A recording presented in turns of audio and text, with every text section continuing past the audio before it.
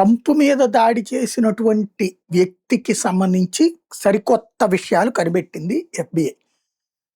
ఒక్క ట్రంపే కాకుండా Trump team మొత్తాన్ని కాల్చాలనుకున్నాడు. అందుకోసం 3 ఆయుధాలు రెడీ చేసుకొనొచ్చాడు. ఇతను ఎడ్యుకేటెడ్ పర్వర్ట్ అన్నమాట. ట్రంప్ తీసుకుంటున్నటువంటి చర్యలు, యుద్ధాలు అనేటటువంటిది క్రైస్తవ మత కార్యకలాపాలకు విరుద్ధం అన్నటువంటిది ఇతని ప్రధానమైనటువంటి అభియోగం. యుద్ధాలు క్రైస్తవ మతానికి విరుద్ధం, క్రైస్తవ మత ఆచారాల ప్రకారం అన్నటువంటి. మరి అమెరికా ఇంతకుముందు బైడెన్ ఉన్నప్పుడు యుద్ధం చేసింది కదా! అట్లాగే అమెరికా యుద్ధాలు చెయ్యంది ఎప్పుడుంది? ఆఫ్ఘనిస్తాన్‌లో దశాబ్దాల పాటు చేసింది కదా! మరి అప్పుడెప్పుడు లేనటువంటి శాంతి ఇప్పుడే ఎందుకొచ్చింది ప్రాబ్లము? అది కూడా ఇజ్రాయెల్ దాడి చేస్తుంటే వెనకాల అమెరికా నిలబడుతుంది ఇప్పుడు.